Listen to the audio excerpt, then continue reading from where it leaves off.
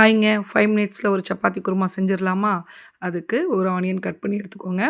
கொஞ்சமாக கருவேப்பிலை, ஒரு பச்சை மிளகாய் கீறி வச்சுக்கோங்க. ஒரே ஒரு தக்காளி கட் பண்ணி எடுத்துக்கோங்க. ஒரு பெரிய பொட்டேட்டோ வந்து கட் பண்ணி வச்சுருக்கேன். அவ்வளோதான். இப்போ ஒரு மிக்சர் ஜார் எடுத்துக்கலாம். அதில் வந்து நம்ம ஒரு 5 பல்லு பூண்டு தோலை உரிச்சிட்டு, அப்புறம் இஞ்சி தோல் நீக்கிட்டு அதையும் ஒரு 3, 4 துண்டு. இப்போ 3 முந்திரி சேர்த்துக்கலாம். அது கூடவே 1 ஸ்பூன் அளவுக்கு தேங்காய் துருவுனதை சேர்த்துக்கிறேன். இப்போ அது கூட 1/2 டீஸ்பூன் வந்து சீரகம், 1/2 டீஸ்பூன் சோம்பு, 1/2 டீஸ்பூன் மிளகு. இது கூடவே கொஞ்சமாக தண்ணி சேர்த்து அரைக்க போகிறோம். தண்ணி சேர்த்தாச்சு. இப்போ வந்து ஒரு துண்டு பட்டை சேர்த்துக்கலாம். மறந்துட்டேன் சொல்ல, இப்போ சேர்த்துக்கிறேன். பட்டை, ஒரு 2 கிராம்பு, 1 ஸ்பூன் அளவுக்கு கசகசா. அப்போ தான் திக்னஸ் கிடைக்கும். அதுக்காக தான். இதை நல்லா பேஸ்ட்டாக அரைச்சிக்கலாம். இப்போ நம்ம ஒரு குக்கரில் கொஞ்சமாக ஆயில் சேர்த்துட்டு, அது கூடவே கட் பண்ணி வச்சுருக்க வெங்காயத்தை சேர்த்து நல்லா வதக்கிக்கலாம். வெங்காயம் வதங்கினோன்னே இப்போ அது கூடவே கருவேப்பிலை, அந்த பச்சை மிளகாய் கீறி வச்சுருக்கறது அதையும் சேர்த்து நல்லா ஒரு வதக்கிக்கலாம். இப்போ இந்த தக்காளியும் சேர்த்து அது கூட கொஞ்சம் உப்பு சேர்த்து நல்லா வதக்கி எடுத்துக்கலாம். கொஞ்சம் வதங்கினோன்னே இப்போ வந்து அந்த உருளைக்கிழங்கையும் சேர்த்து நல்லா வந்து இந்த எண்ணெயிலே பெரட்டி விட்டுக்கலாம். இப்படி ஒரு 4 பெரட்டை, அப்படி ஒரு 4 பெரட்டை பெரட்டிங்கன்னா அவ்வளோதான்.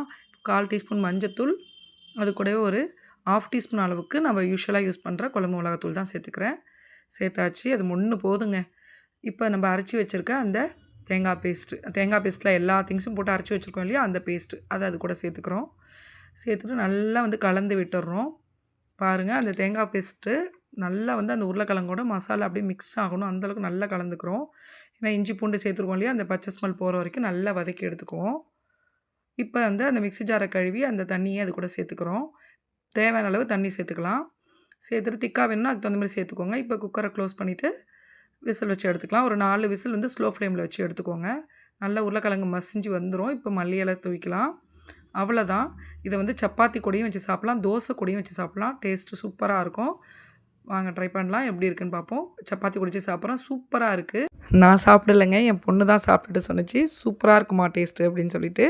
நீங்கள் ஃபாஸ்ட்டாக செய்யணும், டைம் இல்லை அப்படின்னாக்கா இந்த குருமா ட்ரை பண்ணுங்கள். ஃபாஸ்ட்டாகவும் செஞ்சிடலாம், டேஸ்ட்டும் சூப்பராக இருக்கும். ட்ரை பண்ணி பார்த்துட்டு கமெண்ட்டில் சொல்லுங்கள். ஓகே, பாய்.